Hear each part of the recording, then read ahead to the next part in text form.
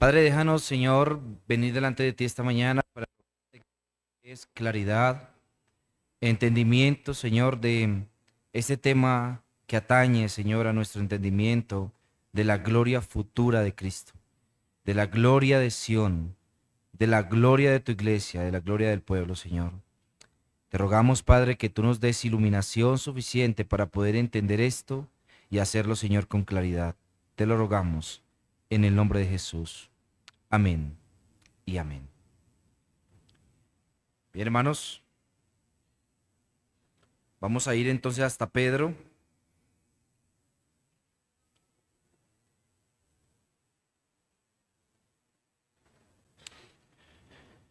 Segunda de Pedro, capítulo 2 y capítulo 3. Vamos a saltarnos al 3 para no hacerlo tan largo. Escuche lo que dice Segunda de Pedro, capítulo número 3. Segunda de Pedro, capítulo número 3. Amados, esta es la segunda carta que os escribo, y en ambas despierto con exhortación vuestro limpio entendimiento, para que tengáis memoria de las palabras que antes han sido dichas por los santos profetas, y del mandamiento del Señor y Salvador dado por vuestros apóstoles. Sabiendo primero esto, que en los postreros días vendrán burladores, andando según sus propias concupiscencias, y diciendo: ¿dónde está la promesa de su advenimiento? Porque desde el día en que los padres durmieron, todas las cosas permanecen así como desde el principio de la creación. Estos ignoran voluntariamente que en el tiempo antiguo fueron hechos por la palabra de Dios los cielos y también la tierra, y que proviene del agua y por el agua subsiste, por lo cual el mundo de entonces pereció anegado en agua. Pero los cielos y la tierra que existen ahora están reservados por la misma palabra, guardados para el fuego en el día del juicio y de la perdición de los hombres impíos. Mas, oh amados, no ignoréis esto, que para el Señor un día es como 1000 años, y 1000 años como un día. El Señor no retarda su promesa, según algunos lo tienen por tardanza, sino que es paciente para con nosotros, no queriendo que ninguno perezca, sino que todos procedan al arrepentimiento. Pero el día del Señor vendrá como ladrón en la noche, en el cual los cielos pasarán con gran estruendo, y los elementos ardiendo serán deshechos, y la tierra y las obras que en ella hay serán quemadas.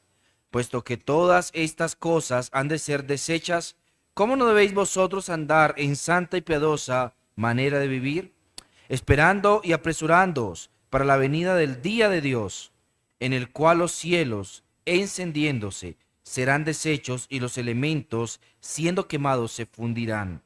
Pero nosotros esperamos, según sus promesas, cielos nuevos y tierra nueva, en los cuales mora la justicia. Por lo cual, oh amados, estando en espera de estas cosas, procurad con diligencia ser hallados en él sin mancha e irreprensibles, en paz.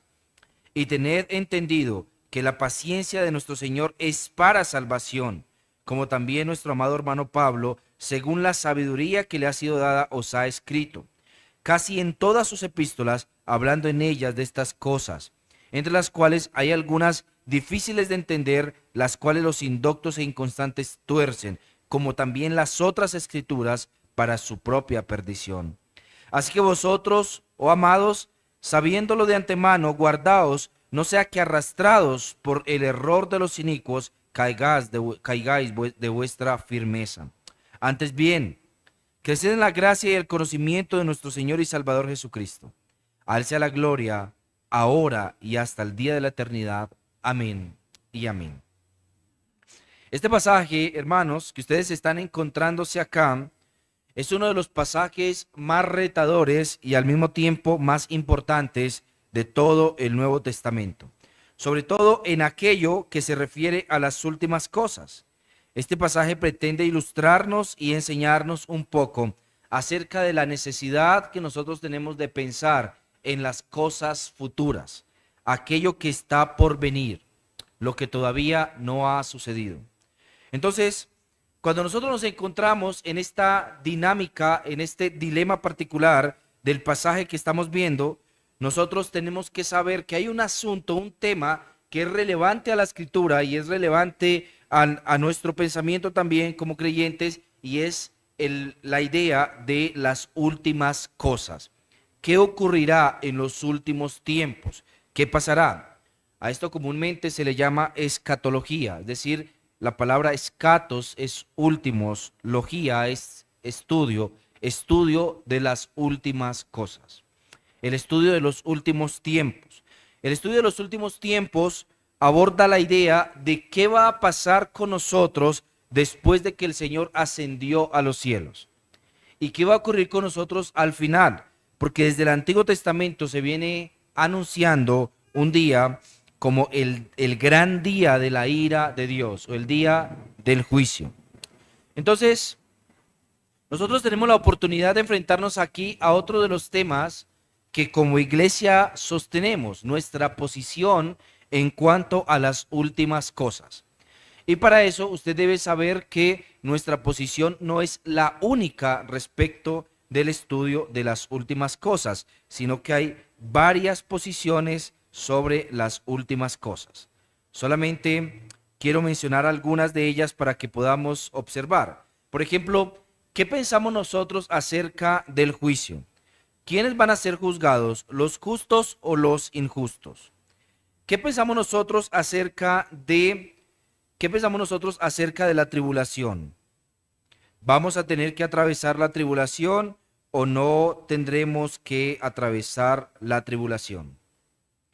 Ese tipo de cosas atañen a nuestro entendimiento. Por ejemplo, ¿cómo será la resurrección? ¿Resucitarán primero los creyentes y luego resucitarán los impíos? ¿Qué pensamos acerca del rapto? ¿Seremos raptados secretamente y luego vendrá un segundo advenimiento, es decir, la segunda o la ocasión en la que Cristo realmente vendrá? ¿Qué pensamos nosotros acerca del nuevo cuerpo? ¿O qué pensamos nosotros acerca del cielo nuevo y de la tierra nueva?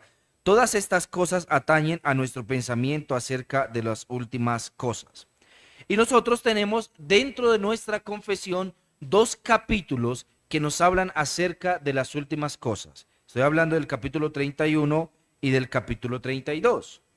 Solo voy a leer dos párrafos, uno del 31 y otro del 32, para que podamos hacernos una idea más clara de qué estamos pensando nosotros sobre las últimas cosas. En el capítulo 31, en el párrafo 1, dice esto: los cuerpos de los hombres vuelven al polvo después de la muerte y ven la corrupción, pero sus almas, que ni mueren ni duermen, teniendo una subsistencia inmortal, vuelven inmediatamente a Dios que las dio.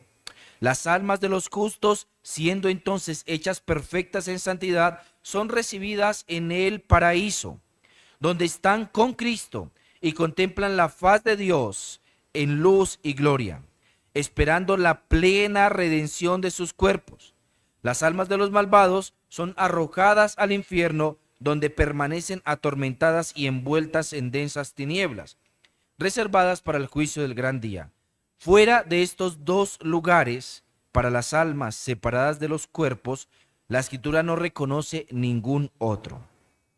Bien, luego voy a leer también un párrafo del capítulo 32. Escuche lo que dice la confesión. Dios ha establecido un día en el cual juzgará al mundo con justicia por Jesucristo, a quien todo poder y juicio ha sido dado por el Padre. En aquel día no solo los ángeles apóstatas serán juzgados, sino que también todas las personas que han vivido sobre la tierra comparecerán delante del tribunal de Cristo, para dar cuenta de sus pensamientos, palabras y acciones, y para recibir conforme a lo que hayan hecho mientras estaban en el cuerpo, sea bueno o sea malo.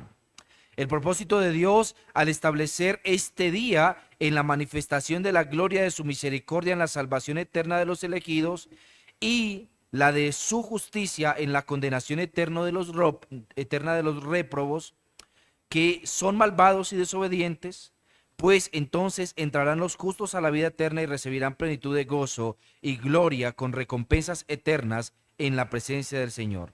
Pero los malvados, que no conocen a Dios ni obedecen el Evangelio de Jesucristo, serán arrojados al tormento eterno y castigados con eterna perdición, lejos de la presencia del Señor y de la gloria de su poder. Así como Cristo quiere que estemos ciertamente persuadidos de que habrá un día del juicio, tanto para disuadir a todos los hombres de pecar como para el mayor consuelo de los piadosos en su adversidad, así también quiere que ese día sea desconocido para los hombres, para que se desprendan de toda seguridad carnal y estén siempre velando, porque no saben a qué hora vendrá el Señor, y estén siempre preparados para decir: ven, Señor Jesús, ven pronto. Amén. Entonces, nuestra confesión aborda 2 capítulos enteros que hablan acerca del tema del juicio final. Pero como ustedes notan, nuestra confesión tiene la intención de establecer solamente elementos particulares que nos ayuden a determinar, algunos de los eventos que ocurrirán al final de los tiempos. Y yo creo que nuestra confesión da lugar para que otras posturas, además de la nuestra, sean participantes dentro de eso. Por ejemplo, yo creo que un premilenarista histórico puede caber dentro de eso, pero voy a explicarles un poco a qué me refiero. El punto es que la confesión hace referencia a elementos o eventos que ocurrirán efectivamente al final del tiempo. Por ejemplo, hace referencia al día del juicio, es decir, habrá un día del juicio. También afirma la sentencia o la recompensa de los justos y la sentencia de los impíos. Entonces afirma que unos entrarán al gozo del Señor, unos entrarán a la gloria recibiendo recompensas y otros serán castigados con eterna perdición lejos de la presencia del Señor y de su poder. Nuestra confesión también aborda la idea de que antes de que venga ese día del gran juicio, los que han muerto están esperando en el Señor en el cielo o estarán en el infierno siendo atormentados mientras esperan el día en el que sean juzgados para ser atormentados más todavía.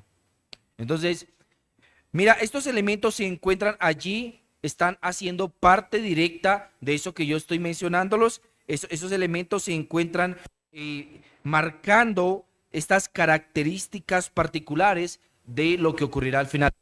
Pero nuestra confesión no intenta establecer de manera directa una postura respecto de los últimos tiempos. Y nuestra postura no es la única. Déjeme mencionarle al menos 4 posturas que existen respecto de los últimos tiempos. La primera postura se llama milenarismo histórico. ¿Qué significa esto? Como la palabra lo dice, premilenario, es decir, antes del milenio. Significa que estas personas piensan que Cristo vendrá antes de 1000 años literales. Ustedes ven, nuestro pasaje abordó de manera muy leve la idea de un milenio. Recuerde lo que decía: para el Señor 1000 años son como un día y un día como 1000 años.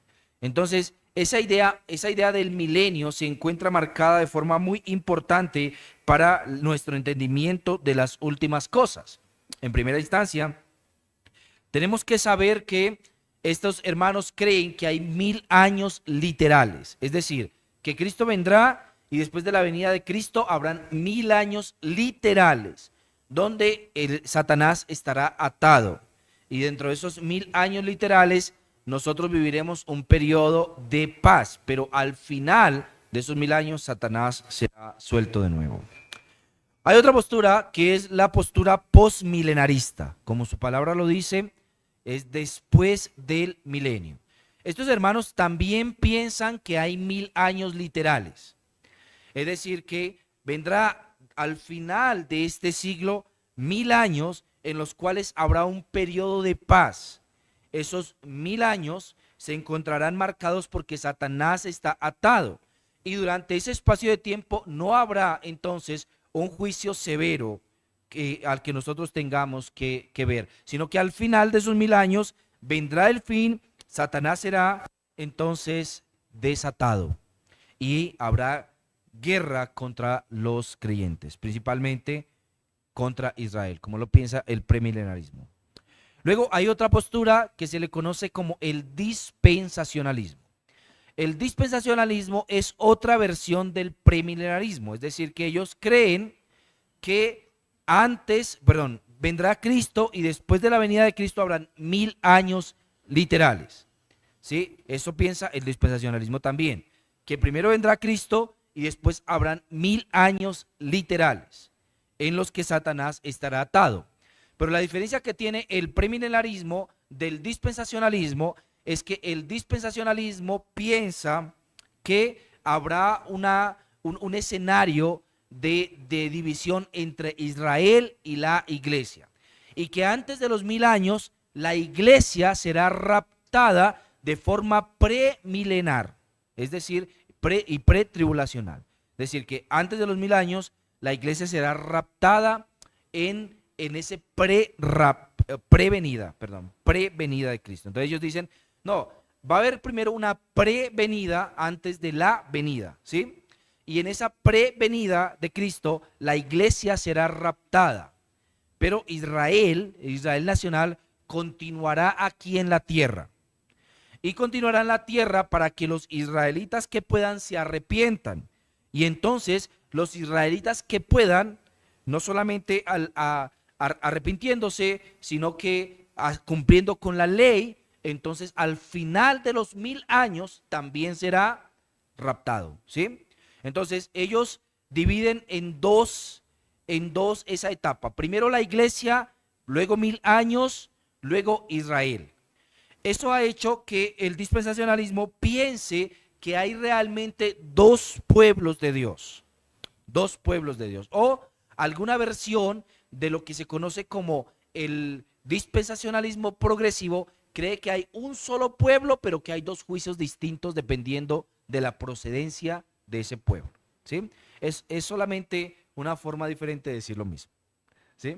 Entonces, ¿qué piensan ellos? Entonces, ellos creen que la iglesia experimentará primero un rapto pretribulacional en el que la ropita se va a quedar ahí en las sillas, ¿sí? Y todos los demás de repente se van a quedar, pero tranquilos, si se queda todavía tiene oportunidad. No, porque habrá otra que será la venida real, que ocurrirá 1000 años después, en la que quien será raptado allí será Israel, el Israel nacional. También piensa el dispensacionalismo, luego lo veremos, que hay una especie de dos tipos de resurrecciones separadas por un montón de tiempo. Entonces, lo que estoy diciendo acá es que el dispensacionalismo, a causa de su entendimiento del milenio, ha terminado generando una división de dos pueblos. Uno, el Israel físico, y otro, la iglesia. Y ellos creen que cada uno de esos pueblos tiene formas diferentes en las que va a ser salvo. ¿Por qué? Porque Israel está amarrado al pacto mosaico o al antiguo pacto, pero la iglesia está amarrada al nuevo pacto.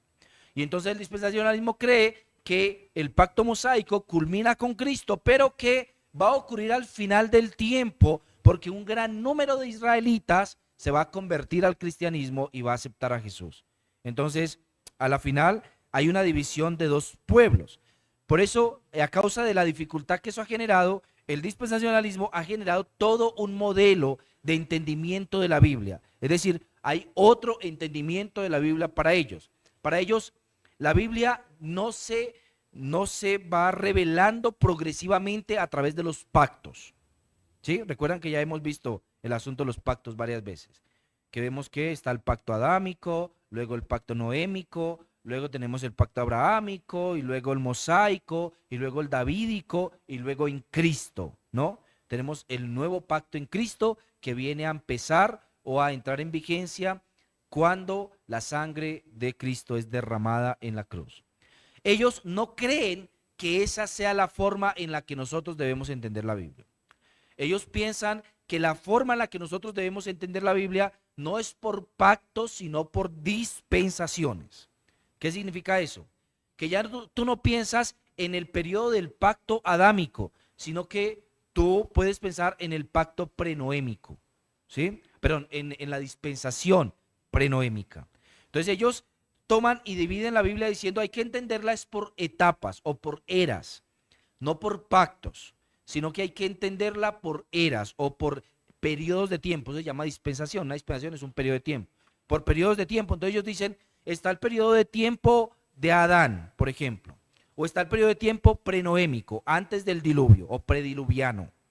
Está luego el periodo de tiempo de la gracia. Luego eso lo van a ver, van a decirlo más adelante. Pero ese está compuesto por pequeños espacios, que es el tiempo que ellos dicen, ok, el tiempo de ellos en el desierto, la etapa en la que ellos están en el desierto, luego la etapa en la que ellos están en Canaán, luego la etapa en la que ellos se encuentran expulsados o exiliados, luego la etapa de la gracia y luego finalmente la etapa eterna. ¿Sí? Ellos dividen entonces esto por eras y no por pactos como nosotros lo hacemos. ¿Por qué?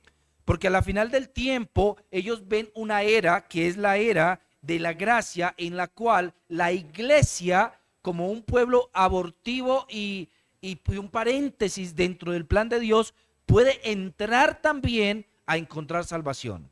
En esa era, en esa etapa de la gracia, la iglesia también puede entrar y encontrar salvación.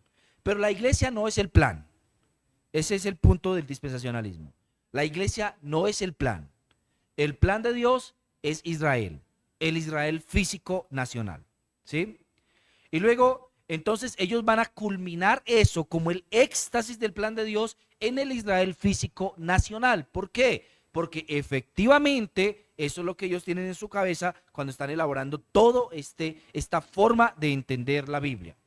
Por eso el dispensacionalista normalmente se encuentra muy pendiente de lo que pasa con Israel, porque Israel es el plan real de Dios. Entonces ellos van a estar pendientes en todo lo que pasa. Oh, que Turquía le lanzó un misil a Israel.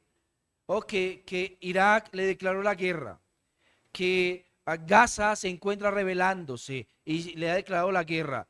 Que van a matar la vaca roja en el monte Calvario. Que van a construir el nuevo templo. Que van a construir el tercer templo. Ah, que esta persona dijo, que este maldijo a Israel, que este dijo esto de acá. Y entonces ellos tienen todo el tiempo esto en su mente. Y eso hace que ellos despierten una particularidad política. Y es que estos hermanos van a defender lo que sea que haga Israel, aunque sea el peor de los genocidios. ¿Por qué? Porque ellos piensan que Israel es el pueblo de Dios y que cualquier cosa que haga Israel está bien. Estos son hermanos que van a intentar replicar cosas de la tradición judía, es decir, que gran número de dispensacionalistas se vuelven judaizantes. Entonces ellos intentan replicar cosas judías e intentan darle un tipo de valor especial a alguien porque tenga procedencia judía, porque tenga algún tipo de genealogía judía. Por ejemplo, algo más que pueden hacer ellos es que, por ejemplo, ellos estarían dispuestos a circuncidarse, a practicar fiestas judías y a utilizar elementos judíos incluso dentro del culto público. Es decir, no es raro encontrar a una persona dentro de una iglesia dispensacionalista allí con su chofar en medio de la alabanza tocando el chofar como un símbolo de guerra o vistiendo cualquier tipo de trapo que quiera colocarse en la cabeza o colocándose la kipá como una señal de estar bajo la autoridad de Dios. Entonces, este tipo de personas vuelven nuevamente al judaísmo, vuelven a judaizar o a judaizarse y muchos de ellos literalmente abandonan el cristianismo en pos del judaísmo. Habiendo comenzado por la gracia, terminan cayendo en la ley. Entonces, esa es otra forma de entender los últimos tiempos. Esa forma, el dispensacionalismo entiende los últimos tiempos de manera supremamente mística y supremamente fantasiosa también, ¿sí? Luego tenemos otra posición también de los últimos tiempos, que es la posición que nosotros sostenemos, que es el amilenarismo. ¿Qué significa esto? La palabra a significa no milenio, es decir, no milenario, no milenio. ¿Qué es lo que afirma el amilenarismo? El amilenarismo afirma que el milenio no es algo literal, que el milenio no es algo literal, sino que el milenio es algo simbólico. El milenio es algo simbólico. Entonces, ¿qué debemos hacer si nosotros pensamos que el milenio es algo simbólico? Pues tenemos que interpretar esa franja de tiempo que las otras posiciones interpretan como literal, tenemos que interpretarla solamente como algo, sí, algo figurado, como algo figurado, ¿sí? Entonces, ¿cómo lo debemos entender nosotros? Debemos entenderlo como algo figurado. Vamos a ir un momento a Apocalipsis capítulo 20.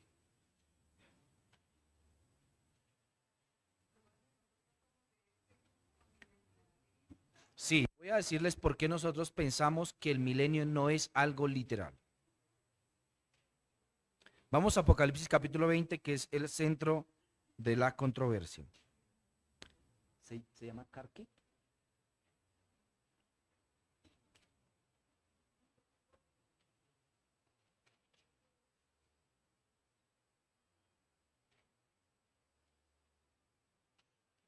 Ok, entonces vamos a Apocalipsis capítulo 20 y vamos a encontrarnos ahí la idea del milenio. Esa idea del milenio es la que ha puesto las cosas de cabeza. Usted sabe que Apocalipsis es un libro principalmente simbólico, ¿no? Y al ser un libro principalmente simbólico, significa que las cosas que interpretamos de allí son en su mayoría o mayormente cosas simbólicas, ¿no? Ok. Entonces, voy a intentar mostrárselos. Pero escuche lo que dice Apocalipsis capítulo número 20. Vi un ángel que descendía del cielo con la llave del abismo y una gran cadena en la mano. Y prendió al dragón, la serpiente antigua, que es el diablo y Satanás, y la ató por 1000 y la arrojó al abismo y lo encerró y puso él, para que no engañase más a las naciones hasta que fuesen cumplidos 1000 años. Y después de esto debe ser desatado por un poco de tiempo. Y vi tronos y se sentaron sobre ellos los que recibieron la facultad de juzgar. Y vi las almas de los decapitados por causa del testimonio de Jesús y por las palabras de Dios, los que no habían adorado a la bestia ni a su imagen, y que no recibieron la marca en sus frentes ni en sus manos, y vivieron y reinaron con Cristo 1000 años. Pero los otros muertos no volvieron a vivir hasta que se cumplieron 1000 años. Esta es la primera resurrección. Bienaventurado y santo el que tiene parte en la primera resurrección. La segunda muerte no tiene potestad sobre ellos, sino que serán sacerdotes de Dios y de Cristo y reinarán con él 1000 años. Cuando los 1000 años se cumplan, Satanás será suelto de su prisión y saldrá a engañar a las naciones que están en los cuatro ángulos de la tierra, a Gog y Magog, a fin de reunirlos para la batalla, el número de los cuales es como la arena del mar. Y subieron sobre la anchura de la tierra y rodearon el campamento de los santos y la ciudad amada, y de Dios descendió fuego y los consumió. Y el diablo que los engañaba fue lanzado al lago de fuego y azufre, donde estaban la bestia y el falso profeta, y serán atormentados día y noche por los siglos de los siglos. Amén. Este pasaje es el pasaje de la controversia. Este es el florero de Llorente. Porque este ha hecho que se vean esas posiciones en las posiciones que nosotros observamos. Entre la idea de si creemos que hay 1000 años literales o no creemos que hay 1000 años literales. Así que para poder entenderlo, yo quisiera que podamos irlo organizando. Y vamos a ver si nos sirve un poco. ¿Se está viendo allí la ecuación? Bien, entonces pensemos que esta es la existencia de toda la creación. La existencia de toda la creación está marcada entre dos puntos, el inicio y el fin, ¿cierto? Y el fin. Pero ya sabemos,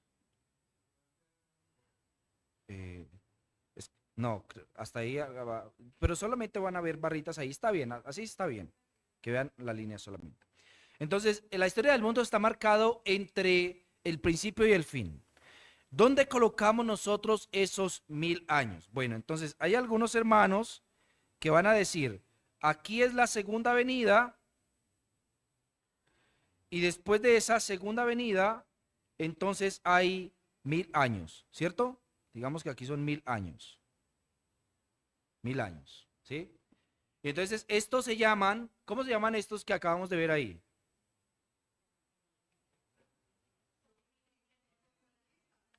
Postmilenialistas. Estos se llaman postmilenaristas, ¿sí? Postmilenialistas o postmilenaristas. Esos dicen, después de la segunda venida hay 1000 años, ¿sí? Hay otros que dicen, no, es antes de la segunda venida hay 1000 años. Esos se llaman premilenaristas, ¿sí? Hay otro grupo que se encuentra allí entre los que son los dispensacionalistas, ¿sí? Que también creen eso, pero no solo creen eso, ¿no? Creen otras cosas. Y se encuentran aquellos que dicen, no, esto no es así, sino que 2000 años no son 1000 años literales. Ese es nuestro caso. Los 1000 años no son 1000 años literales. ¿Por qué podemos llegar a pensar eso? Bueno, nosotros pensamos eso por el propio sistema de la Biblia. Y vamos a verlo en un momento. Pero el punto es que aquí se encuentra o atado Satanás aquí o atado Satanás aquí. ¿Sí? ¿Dónde ponemos a Satanás atado? ¿Antes de la venida de Cristo o después de la venida de Cristo? Entonces, aquí empieza a generarse un problema particular. Si nosotros atamos a Satanás después de la venida de Cristo, hay que recordar que nuestro pasaje dijo que después de los 1000 años, él sería suelto. Es decir, que a pesar de que Cristo regrese, va a volver nuevamente Satanás después a levantarse y a tentar a los creyentes y a hacer guerra contra los hijos, sabiendo que Cristo ya vino por segunda vez. Entonces ahí tenemos un problema. El problema es que si lo ponemos después, es decir, post milenaristas, eso significa que en un mundo perfecto, cielo nuevo y tierra nueva, otra vez va a intervenir Satanás y otra vez va a armar guerra contra los santos. ¿Sí? Luego vamos a intentar colocarlo acá, antes. Entonces digamos que aquí no nos encajó mucho. O sea, postmilenarista no nos encajó mucho. Pero vamos a ver si pre. Entonces, tal vez aquí como premilenarista nos encaje un poco más. Satanás va a ser atado 1000 años. ¿Qué significa eso? Significa que antes de que Cristo venga va a haber un periodo en el que Satanás no va a tener influencia sobre el mundo. Eso es lo que piensa el premilenarista. Entonces va a ser 1000 años de paz. Satanás estará atado. La iglesia florecerá. Las cosas mejorarán. No habrán guerras en el mundo. Satanás no tienta a nadie. El hombre solo lucha con la maldad de su corazón. Entonces, 1000 años de paz. El problema es que la Biblia no parece mostrarnos que antes de la venida de Cristo haya un periodo pacífico de 1000 años, sino que parece que al contrario va empeorando a medida que el tiempo va pasando. Se va volviendo peor. Entonces, ahí nosotros tenemos un dilema, pero digamos que es más posible verlo así. Ahora pensemos en cuál es el sistema de la Biblia. La Biblia tiene su propio sistema. Y su propio sistema, el propio sistema de la Biblia, se divide en dos, que ustedes han de conocer. Lo que nosotros llamamos como este siglo y el siglo venidero. Vamos a ver qué tanta memoria tienen ustedes para los pasajes. ¿Sí? Pensemos. Algún pasaje en el que el Señor hable, por ejemplo, de este siglo o del siglo venidero. Ajá, Mateo 24. ¿En qué parte?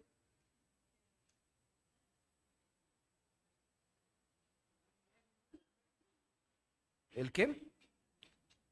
¿La venida del Hijo del Hombre? Bueno, puede ser una opción, pero ¿habla de este siglo y el siglo venidero? ¿No? ¿24 qué? Vamos a mencionar. Ok. Sí, pero estamos hablando de este siglo. Vamos a ir a algunos. Mateo 12, versículo 32, por ejemplo. Alguien que quiera leerlo en voz alta. 12:32.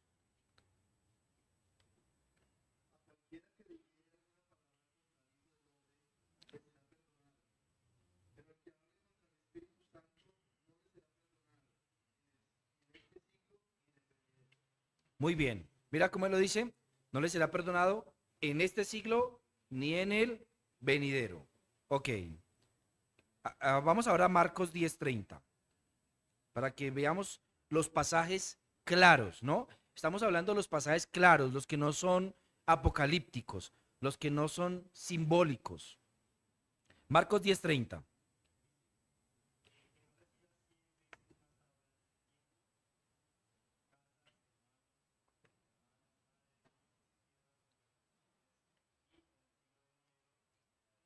Muy bien. Este tiempo y el siglo venidero. Lucas 16:8.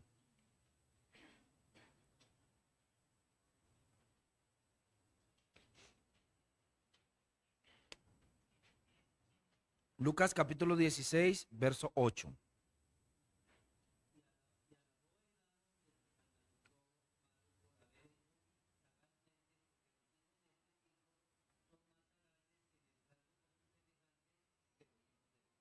Ok, entonces mira, él habla de los hijos de este siglo, nuevamente, ¿no? Bien, Lucas 18:30, más adelantico.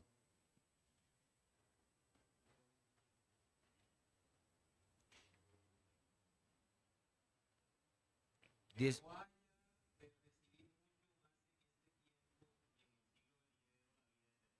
Muy bien, nuevamente, este tiempo y el siglo venidero. 20, Lucas 20, 34 al 36.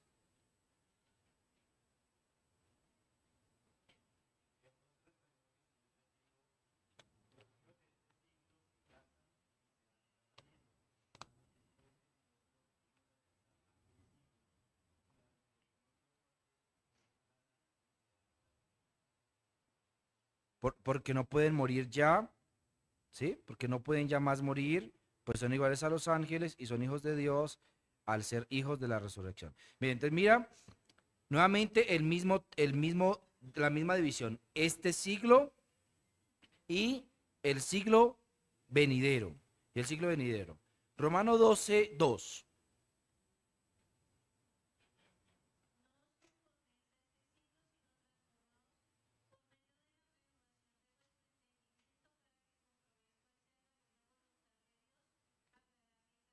Ok, nuevamente la misma idea. Este siglo.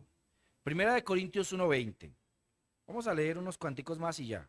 Solo es para que vean que este tema no está en uno o dos versículos, sino que atraviesa todo el Nuevo Testamento.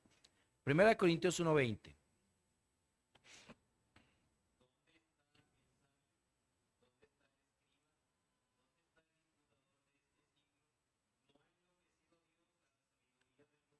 Nuevamente, el disputador de este siglo. Capítulo 2, verso 6 y verso 8.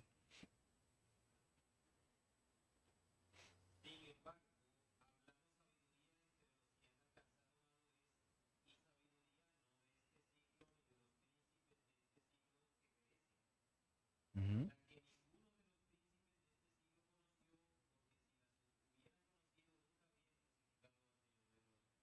Bien, entonces mira, nuevamente la idea de este siglo, los príncipes de este siglo que perecen, ¿no? Capítulo 3, verso 18.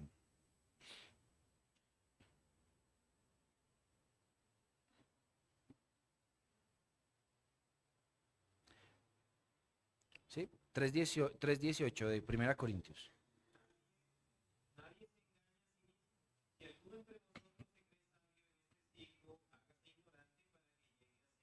Si se cree sabio en este siglo. Voy a leer los otros para que no nos tome tanto tiempo. Segunda de Corintios 4:4, por ejemplo, dicen, en los cuales el Dios de este siglo cegó el entendimiento de los incrédulos para que no les resplandeciera la luz del evangelio de la gloria de Cristo, el cual es imagen de Dios. Gálatas 1:4, el cual se dio a sí mismo por nuestros pecados para librarnos del presente siglo malo, conforme a la voluntad de nuestro Dios y Padre. Efesios 1:21, sobre todo principado y autoridad y poder y señorío, y sobre todo nombre que se nombra no solo en este siglo, sino también en el venidero. Efesios 2:2, en los cuales anduvisteis en otro tiempo, siguiendo la corriente de este mundo. Esa palabra mundo es la misma palabra siglo. La corriente de este mundo, conforme al príncipe de la potestad del aire, el espíritu que ahora opera en los hijos de desobediencia. Y la palabra es aión, que significa siglo. Primera de Timoteo 6:17 y 18.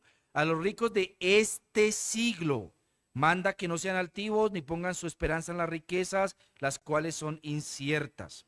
Tito 2:12, enseñándoos que renunciando a la impiedad de los deseos mundanos, vivamos en este siglo sobria, justa y piadosamente. Hebreos 6:5, y asimismo gustaron de la buena palabra de Dios y de los poderes del siglo venidero, los cuales, perdón, sí, hasta ahí nomás. Voy a dejarlo allí. Entonces mira cómo el propio sistema de la Biblia divide esta existencia en dos etapas. La etapa de este siglo y la etapa del siglo venidero. Entonces, él coloca una marca en este siglo y el siglo venidero. Yo lo voy a poner acá, no está en la mitad, no debería estar en la mitad, sino que debería estar al comienzo porque la eternidad va a ser eterna. Pero por razones de que podamos entenderlo, estoy dejándolo hasta ahí, ¿sí? Entonces, él dijo que todo esto que hay acá, esto es este siglo. Y tenemos otro que es el siglo venidero. ¿Qué es lo que divide el siglo del siglo venidero? Muy bien, la venida del Señor. Yo voy a dejarla allí. Esta de acá la voy a borrar y la voy a poner ahí. Entonces, la segunda venida, ¿cierto? ¿Por qué? Porque el siglo venidero está marcado por cosas que este siglo no está marcado. ¿Qué hay en este siglo? Hay príncipes que mueren, hay muerte en este siglo, hay pecado en este siglo, hay corrupción en este siglo, hay enfermedad en este siglo. En este siglo está pasando todo eso. En este siglo se encuentra Satanás, en el siglo venidero ya no se encuentra. ¿Qué cosa divide eso? Bueno, la segunda venida, dijeron ustedes, y yo le voy a poner algo acá, le voy a decir que esto es el día del juicio. ¿Recuerda lo que decía Pedro? Lo que acabamos de mirar. Pedro decía esto. Entonces, ahora, ¿dónde colocamos nosotros el milenio? ¿Lo colocamos en el siglo venidero? Pero en el siglo venidero ya no está Satanás. En el siglo venidero han sido arrojados al lago que arde con fuego y azufre. En el siglo venidero ya no hay pecado. En el siglo venidero ya no hay muerte. En el siglo venidero ya no hay corrupción. En el siglo venidero ya no hay nada de esto. Si ponemos nosotros el milenio allá, perdón, tenemos un problema, ¿no? Sí. Ajá, entonces eso, allá vamos. Entonces, mira, si lo colocamos allá, ¿cómo hacemos que en el siglo venidero ocurra eso? Sabiendo que el siglo venidero no tiene nada de eso. No hay engaño, no hay muerte, no hay rebelión, no hay pecado, no hay nada de eso. O si lo colocamos en este siglo, ¿cómo podemos pensar del milenio en este siglo? Si lo ponemos en este siglo, nuevamente tenemos un problema. El problema es que si hay un periodo de paz en este siglo que está corrupto, ¿cierto? Que está corrompido, ¿cómo hacemos nosotros para colocar eso allí? Sabiendo que este siglo está corrompido. Para que haya paz, no haya engaño, prosperidad, la iglesia no tenga problema, todo esto, bueno, nuevamente tenemos ahí un dilema importante, un asunto difícil. Entonces, ¿qué pensamos nosotros? Que la afirmación, el milenio, no es una afirmación literal, sino que es una afirmación simbólica. ¿Por qué? Porque Apocalipsis lo está tomando de una manera simbólica. Vamos a ver qué dice sobre el tema. Entonces, voy a concentrarme aquí. Digamos que aquí lo que hay son pactos que van progresando, Está Adán, luego se encuentra Abraham, perdón, Noé, luego se encuentra Abraham, luego se encuentra Moisés, luego se encuentra el nuevo pacto. ¿Sí? ¿Se perdió? Ok, ahí se perdió. Pero acá yo estoy transmitiendo, ¿no?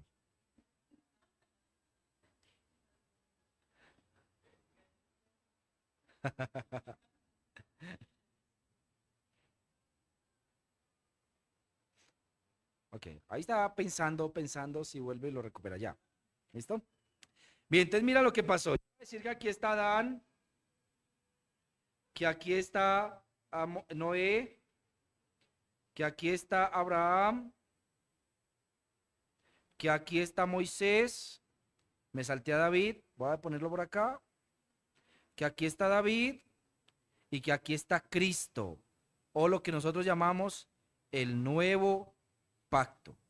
¿Cuándo comenzó el nuevo pacto?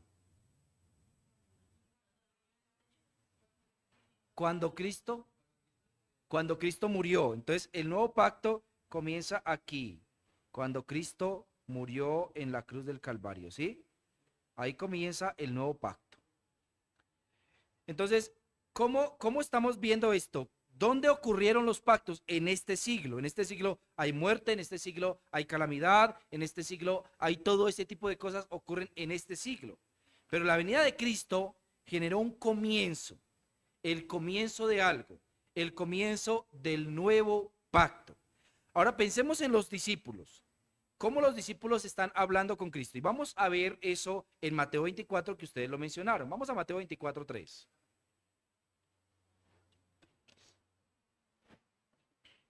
Entonces, mira, yo voy a hacer esto. Mire su pantalla. Yo voy a hacer lo siguiente. Ahí en eso, yo voy a decir que vamos a estar en la muerte de Cristo, ¿sí? En la muerte de Cristo. Y voy a ampliar esa pequeña zona. Ahí estamos. Aquí es la muerte de Cristo, ¿sí? Y aquí es la segunda venida. Segunda venida, muerte de Cristo, ¿sí? Segunda venida y muerte de Cristo. ¿Es comprensible ahí? Segunda venida, muerte de Cristo, ¿sí? Entonces, vamos a ver qué Cristo dice sobre la venida del fin.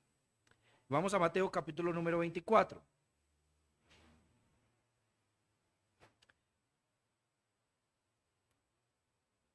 Mateo 24, mira lo que dice Mateo capítulo número 24. Dice que estando él sentado en el monte de los olivos, los discípulos se le acercaron aparte diciendo, dinos cuándo serán estas cosas y qué señal habrá de tu venida y del fin del siglo. Respondiendo Jesús, les dijo, mirad que nadie os engañe. ¿Cuál es la venida? ¿La venida de qué? Del fin del siglo, ¿cierto? ¿Cuándo es el fin del siglo? En la venida de Cristo, ¿cierto? O el día del juicio, ¿sí? Entonces él dice que esto ocurrirá antes de que ocurra esa venida, el fin del siglo. Dice que no vendrá, porque vendrán muchos, perdón, en mi nombre diciendo, yo soy el Cristo, y a muchos engañarán, y oiréis de guerras y rumores de guerras. Mirad que no os turbéis, porque es necesario que todo esto acontezca, pero aún no es el fin. Entonces yo voy a decir que aquí hay una primera que se llama aún no es el fin. Esto ocurrirá, guerras, rumores de guerra, pero todavía no es el fin. Guerras, rumores de guerra, pero todavía no es el fin. ¿Bien? Bien, no importa. Entonces, después de la muerte de Cristo en la cruz, vendrá una etapa que se llamará aún no es el fin. Guerras y rumores de guerra, pero todavía no es el fin. ¿Listo? Luego, dice él, continúa diciendo, porque se levantará nación contra nación y reino contra reino, y habrá pestes y hambres y terremotos en diferentes lugares, y todo esto será principio de dolores. Principio de dolores. Entonces, después de eso, vendrá otra etapa que se llamará principio de dolores. ¿Sí? Principio de dolores. Luego él continúa diciendo, entonces os entregarán a tribulación y os matarán y seréis aborrecidos de todas las gentes por causa de mi nombre. Muchos tropezarán entonces y serán entregados unos a otros y a otros se aborrecerán. Y muchos falsos profetas se levantarán y engañarán a muchos. Y por haberse multiplicado la maldad, el amor de muchos se enfriará. Mas el que persevere hasta el fin será salvo. Y esa es la siguiente etapa, la etapa de la perseverancia en la tribulación. Ok. Listo. Sí.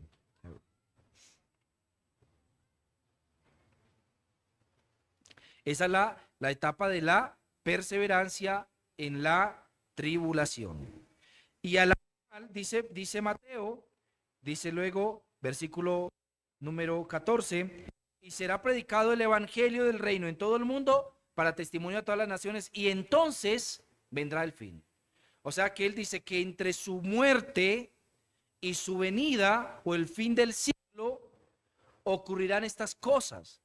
4 cosas. Aún no es el fin, principio de dolores, la gran tribulación o la tribulación en la que serán entregados, y luego la predicación del evangelio en el mundo, y vendrá entonces el fin. Las personas tienen una discusión acerca de si esto ocurrirá al mismo tiempo, las 4 etapas, o si lo que ocurrirá más bien será que vendrá una y después la otra en tiempo consecutivo. Yo pienso que Cristo está diciendo que esto ocurrirá de forma progresiva, así que ocurrirá en el tiempo, En ese tiempo ocurrirá esto. Ahora, ya sabiendo eso, vamos a intentar ubicar estas cosas. Ya sabemos que la tercera etapa será la etapa de la tribulación o la etapa de la perseverancia, el que persevere hasta el fin, o se entregarán a tribulación. Entonces, esa etapa de la tribulación.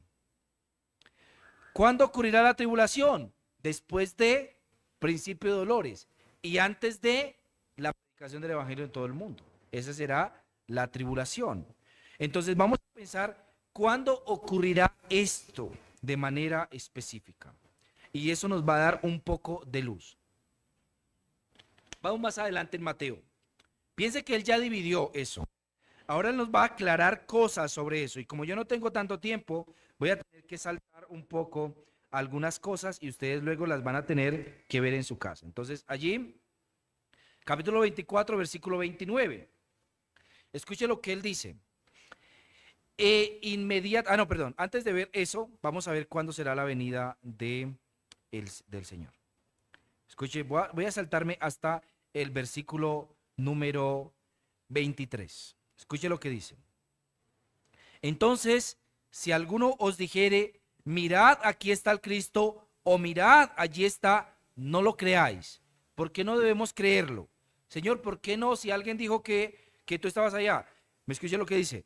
Porque se levantarán falsos cristos y falsos profetas y harán grandes señales y prodigios. O sea, no podemos basarnos en los milagros ni en las señales, porque ocurrirá eso, de tal manera que engañarán, si fuere posible, aún a los escogidos. Entonces ya sabemos que no es posible. Pero él dice, ya os lo he dicho antes.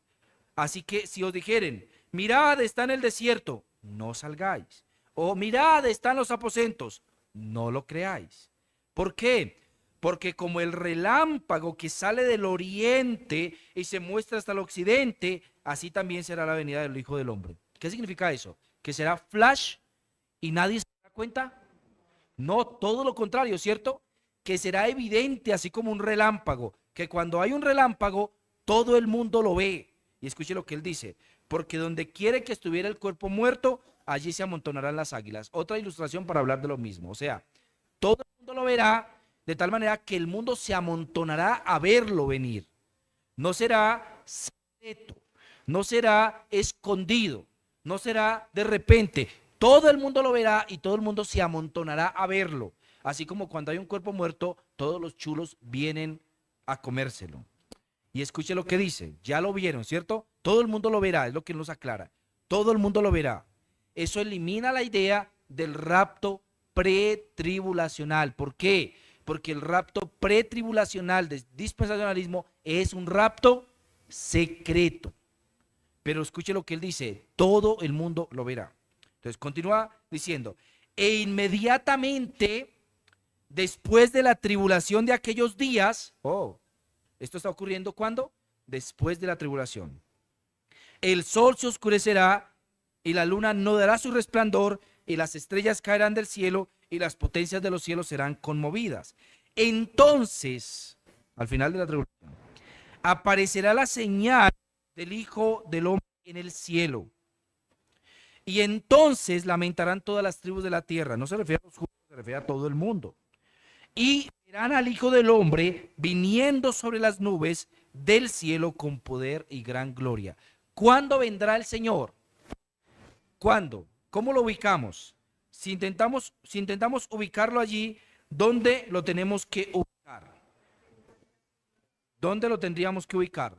Después de la tribulación de aquellos días. Después de la tribulación de aquellos días.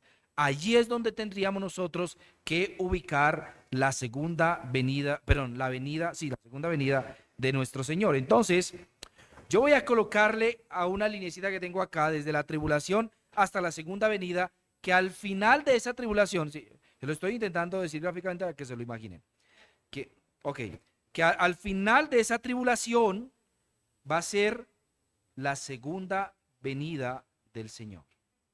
¿Cuándo? Al final de la tribulación. Entonces pregunta, ¿el rapto cuándo ocurrirá? ¿Antes de la tribulación o después de la tribulación?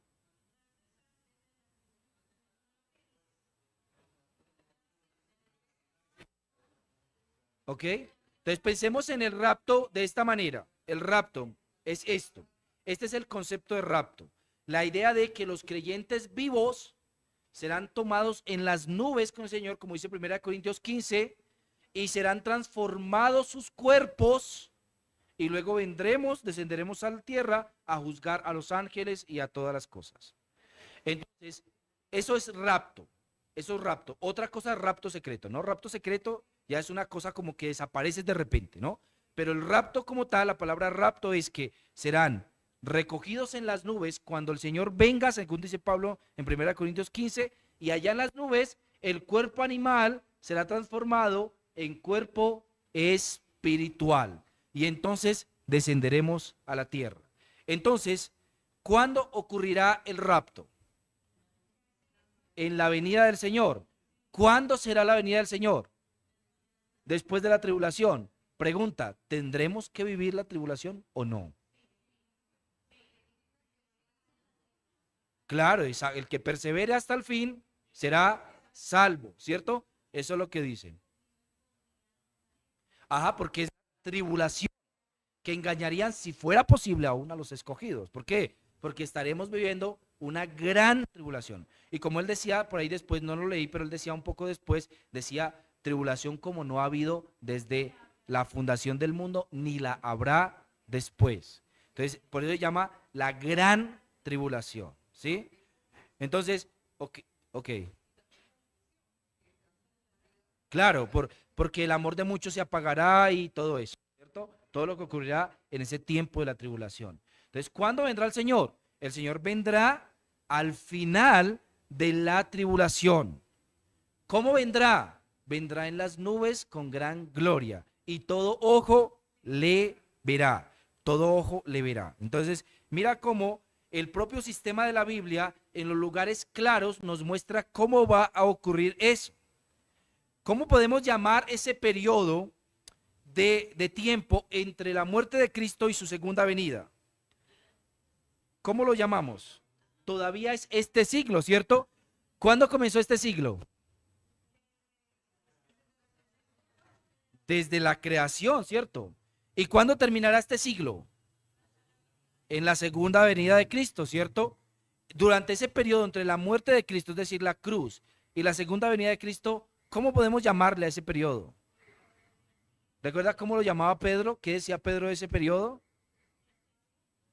Ese, sí, es todo, pero todo es el presente siglo malo hasta la segunda venida de Cristo. ¿Sí? Ahí hay un ya, pero todavía no. Sí, es verdad. Entonces, en ese periodo hay un ya que se encuentra ahí, pero un todavía no. Es decir, ¿cuál es el ya? El ya es que el nuevo pacto ya entró en vigencia. Ya estamos disfrutando de los privilegios del siglo venidero. Pero el todavía no es que todavía no estamos en el siglo venidero. ¿Por qué? Porque el siglo venidero tendrá nuevo cielo, nueva tierra, no habrá pecado, no habrá maldad, todo eso, todo lo que usted ya acaba de escuchar. Pero hay cosas del otro siglo, del siglo venidero, que ya están acá presentes, como por ejemplo, ¿cuál? ¿Qué está ya presente y qué todavía no está presente? ¿Mm? Pero ¿qué tenemos? Por ejemplo, la ley escrita en los corazones. ¿Qué más? La predicación del evangelio la tenemos ya. Entonces, vamos a llamarle a ese periodo entre la muerte de Cristo y su segunda venida la era del evangelio o el periodo del evangelio. Aquí es donde se está predicando el evangelio. ¿Se predicará el evangelio en el nuevo cielo y la nueva tierra? No, ¿cierto? Porque el evangelio, ¿qué es? Es para salvación, y allá estarán todos los salvos. Allá estarán todos los salvos, ¿no? ¿Qué ocurrirá durante este periodo de tiempo del evangelio? Bueno, aquí es donde nosotros afirmamos que Satanás está atado. Y ahí nosotros afirmamos que Satanás está atado para algo. Recuerda lo que decía Apocalipsis. Dice que Satanás sería atado para una cosa. ¿Para qué sería atado? Para no engañar a las naciones, para hacer guerra contra los santos. Entonces, ¿qué ocurrirá durante ese tiempo de la tribulación? Que Satanás será desatado por un breve periodo de tiempo. ¿Para qué?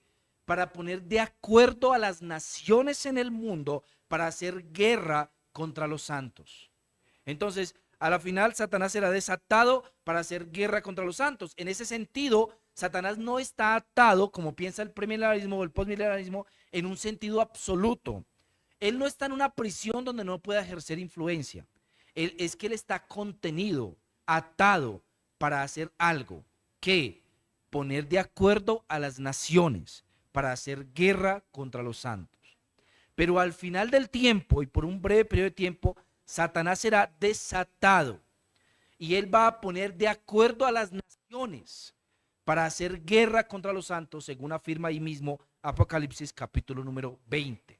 Entonces, nosotros afirmamos que esos 1000 años no son 1000 años literales, sino que es un periodo de tiempo simbólico en el que Satanás está siendo contenido o atado para que no pueda poner a las naciones de acuerdo para hacer guerra contra los santos. Porque el evangelio tiene que ser predicado en este periodo de tiempo. ¿Sí? Cuando Satanás ponga de acuerdo a las naciones para hacer guerra contra los santos, el evangelio no podrá ser predicado, al menos no de manera abierta y oficial, sino que va a tener que hacerse de manera oculta. ¿Por qué? Porque Satanás pondrá de acuerdo a las naciones para hacer guerra contra los santos. ¿Sí?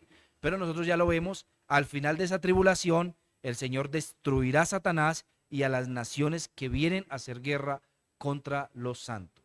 Por eso nosotros decimos amilenarismo, ¿no? Porque no creemos en un milenio, no milenio literal, sino que es un periodo de tiempo en el cual Satanás será contenido para eso. Y no vemos ese periodo de tiempo literal.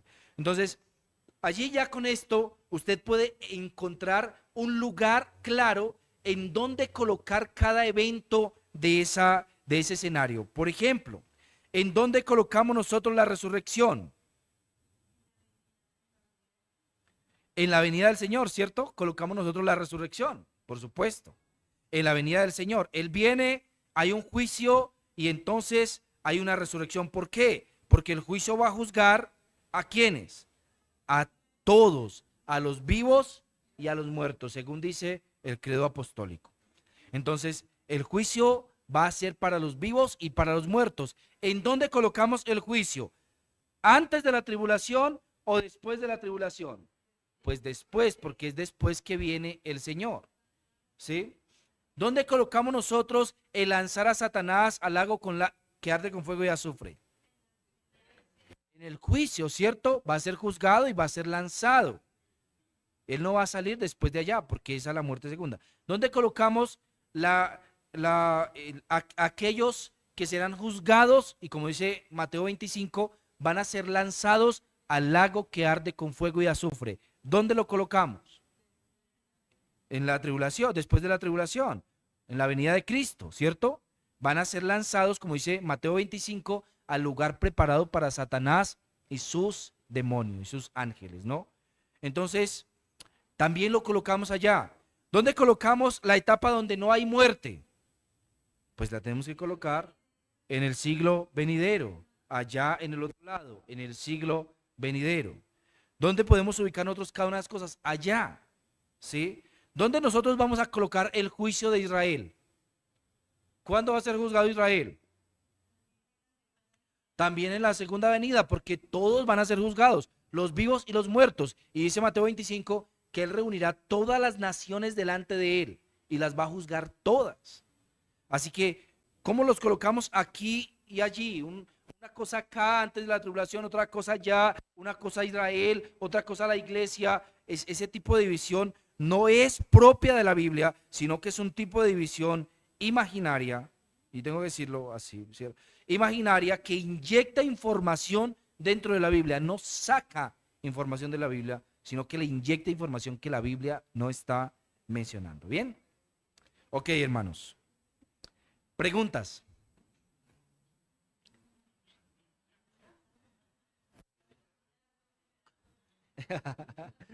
Bueno, está bien.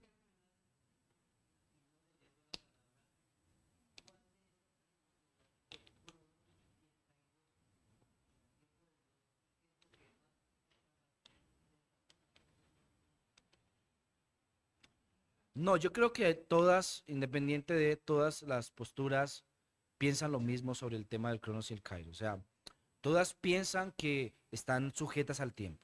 Todas piensan que ha sido por parte del diseño de Dios, que ha sido el plan de Dios. Todas piensan que Dios reina dentro de esos escenarios.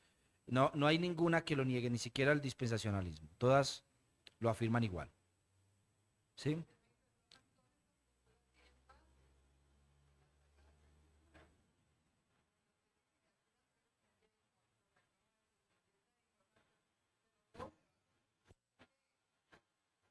No, no soy yo, pensé que era yo, pero no, no soy yo. Es otra cosa. Es un mensaje extraterrestre.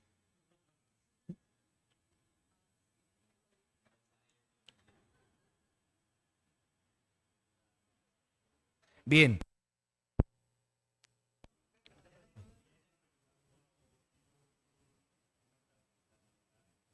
sí,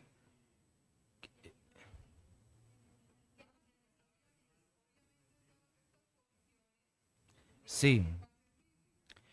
Sí, el asunto es este, como todas las posturas, todas las posturas que encuentran en el mundo respecto a cualquier cosa pueden citar algún pasaje bíblico. O sea, todas las cosas, las más locas. Ustedes saben que hay una secta que dice que Jesucristo vino de Marte. Ellos citan pasajes bíblicos para afirmar que Jesucristo vino de Marte. Sí, entonces, todas las cosas en el mundo citan Biblia. El asunto es cómo están interpretando la Biblia. Entonces, ¿cómo están interpretando cada uno de esos pasajes? Entonces, recuerde que hay un principio de la hermenéutica que dice que los pasajes claros interpretan los pasajes oscuros, que los pasajes narrativos interpretan los pasajes simbólicos. Entonces, ¿quién debe interpretar Apocalipsis 20? Pues Mateo, Marcos, Lucas, Corintios, Gálatas, Efesios, ellos deben interpretar Apocalipsis, ¿sí? Entonces, ¿qué es lo que pasa con las posturas dispensacionalistas, por ejemplo? Que lo hacen al revés.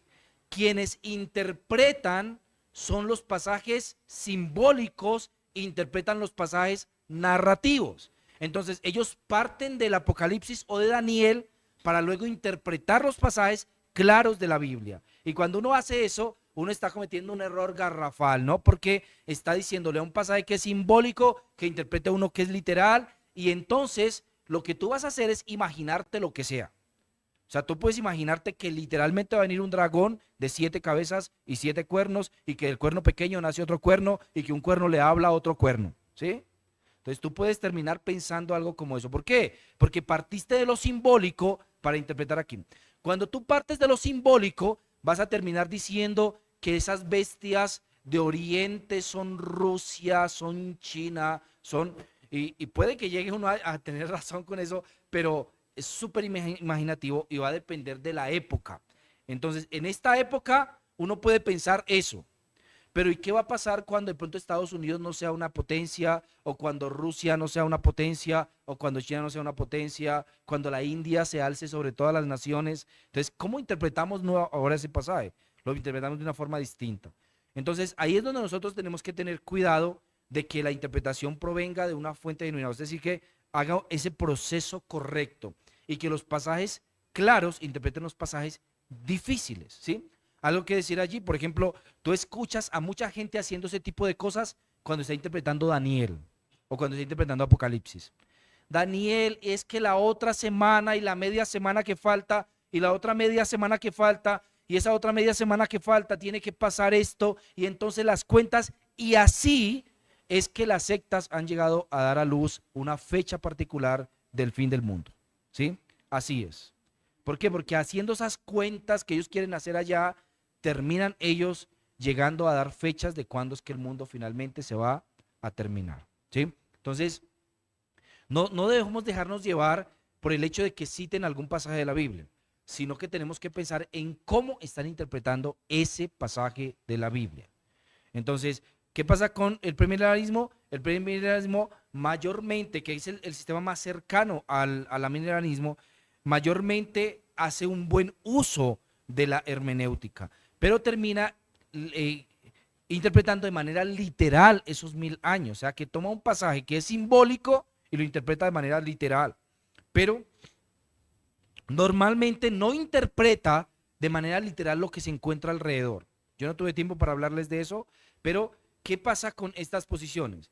Que toman Apocalipsis 20, interpretan de manera literal los 1000 años, pero lo que se encuentra alrededor, si no lo interpretan de manera literal. Eso sí lo interpretan de manera simbólica. Entonces, ¿qué pasa?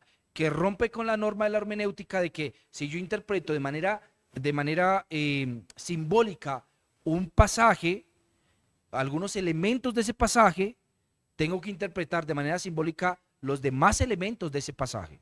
Entonces yo no puedo pensar que Satanás está atado en un sentido figurado, pero que los 1000 años sí son literales. O sea, si yo pienso que Satanás está atado en un sentido figurado, tengo que pensar que los 1000 años también son en un sentido figurado. ¿Sí? Entonces, ¿qué es lo que pasa? Esas posturas normalmente interpretan literal los 1000 años, pero simbólico las otras partes de ese mismo pasaje, ¿sí?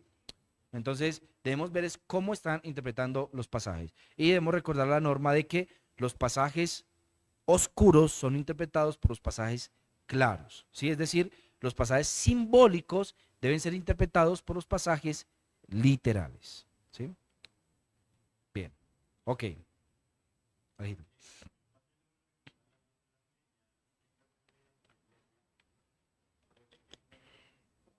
Sí, es un buen argumento. Ujú. Han habido épocas en donde posturas han sido más famosas, ¿sí? Algunas han sido más famosas u otras han sido más famosas. Por ejemplo, antes del año 1000, adivinen cuál era la postura famosa. Pues que en el año 1000 se iba a acabar el mundo. ¿Por qué? Porque decía que habrían 1000 años y después entonces ahí sí vendría el Señor. Entonces esa postura, perdón, esa es la postmilenial. Entonces esa postura de que primero 1000 años y luego vendría el Señor fue muy famosa los primeros 1000 años de la iglesia. Luego de eso, la postura premilenial se volvió famosa. Entonces, ¿qué pensaba? Ah, como ya vino el 1000 años y todavía y no se cumplió nada, entonces tiene que ser que los 1000 años no son antes, sino que son después. Entonces se volvió muy famosa la postura premilenial, ¿sí? Premilenial. Y esa cobró mucha fama como hasta el siglo XVI. Por el siglo XVI y el despertar de la Reforma trajo un nuevo entendimiento sobre la Biblia y las normas de la hermenéutica y la interpretación bíblica se volvieron más claras.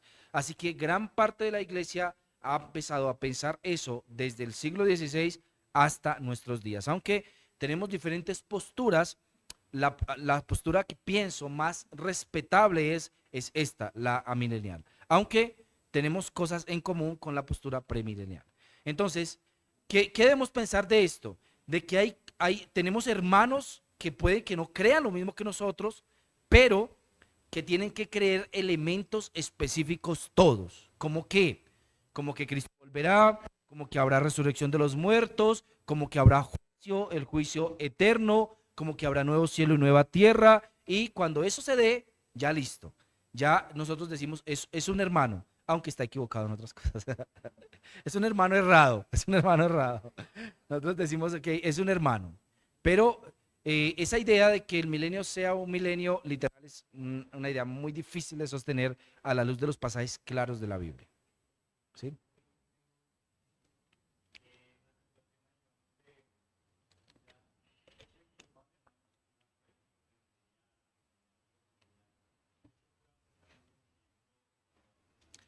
Sí.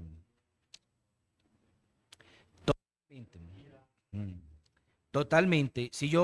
Mi postura sobre el fin de los tiempos afecta mi postura sobre todas las demás doctrinas, porque recuerden que la teología es sistemática, es decir, es un sistema, que una cosa afecta a las otras. Entonces, lo que yo creo sobre eso termina afectando lo que yo creo sobre otras cosas. Entonces, pensemos en esto. La idea de Scofield, por ejemplo. Scofield, recuerden la Biblia de Biblio Scofield, ¿no? Scofield era dispensacionalista. Y Scofield pensaba que vendría esas dispensaciones y habrían esos 1000 años literales.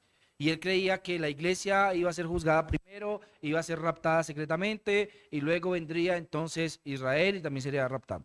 Pero ¿qué pasaba con él cuando interpretaba la Biblia? Wow, él desfiguraba totalmente muchos pasajes de la Biblia. Por ejemplo, cuando él llegó a leer el Sermón del Monte y él comentó el Sermón del Monte, él dijo, esta vida que demanda el Sermón del Monte no puede ser para nosotros hoy.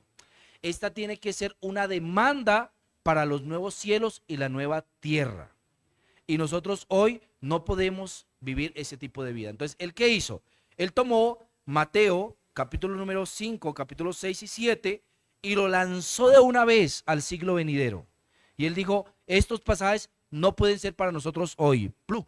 Estos tienen que ser la forma de vida de la persona en el nuevo cielo y la nueva tierra. ¿Cómo afecta la manera en la que uno interpreta otros pasajes? ¿Por qué? Porque tú luego dices, ¿esto es para hoy o es para después? Y tú llegas a la conclusión, no, esto no puede ser para nosotros hoy. Cuando tú lees pasajes, por ejemplo, de Isaías, tú lees Isaías capítulo 42 en adelante y tú dices, wow, ¿esto es para nosotros hoy o para el siglo venidero? Esto ocurrirá antes del juicio o después del juicio, antes del juicio de Israel o antes del juicio de la iglesia. Y cuando tú lees los comentarios de Scofield de Isaías entre el capítulo 42 y al final, está totalmente desfigurado eso. Eso le pasa a MacArthur en muchas áreas, por ejemplo. Entonces, cuando MacArthur toma su Biblia de estudio y la comenta, aunque él era dispensacionalista progresivo, o sea, no tan duro y crudo como Scofield, sin embargo, cuando interpreta ciertos pasajes, uno dice, ¿y este de dónde sacó eso? ¿Cómo llegó a esa conclusión? ¿Por qué? Porque eso afecta la manera en la que uno interpreta otros pasajes de la Biblia. ¿Bien? Ok. Bien, hermanos, oremos y terminamos. Padre, déjanos darte muchas gracias, Señor, por este tiempo. Gracias también por esta escuela y por este tiempo que nos permitiste lidiar con este tema particular de establecer. Es nuestro anhelo, Señor, que nuestros hermanos que se encuentran, Dios, dudando todavía si esta es la iglesia que desean para ellos, puedan haber escuchado esto, Señor, y haber logrado, Dios, en medio de este escenario, discernir, Dios, sobre la pertinencia de que esta sea la iglesia por la que ellos quieren darse y las verdades que ellos quieren defender, Señor. Padre, te rogamos, Dios, que tú nos ayudes siempre a tener más claridad, más y más cada vez, para que podamos honrarte mejor y para que podamos hacer mejor, Dios, la tarea que nos has mandado hacer dentro de esta localidad, dentro de este sector. Te rogamos que tú nos des pasión por estas verdades, que tú nos des deseo por ellas, por mencionarlas a otros también, porque sabemos, Señor, que tu palabra, Señor, es lámpara a nuestros pies, que tu palabra ilumina nuestro camino y que tu palabra nos guía, Señor, por el camino que debemos andar. Así que te rogamos, Dios, nos permitas que esto no sea solamente un conocimiento teórico, sino que podamos vivir de acuerdo a esas realidades, de acuerdo a esta realidad de las últimas cosas, deseando, Señor, tu palabra y cumpliendo con la misión que nos diste aquí, en esta era, en la era, Señor, del Evangelio. Mientras que viene esta tribulación, nosotros tenemos, Dios, que buscar otras formas, incluso escondernos, el amor se apagará. Pero ahora, Señor, que todavía no ha pasado eso, concédenos, Dios, el poder predicar tu palabra a aquellos que tú has escogido, Señor. No nos dejes ser estáticos, no nos dejes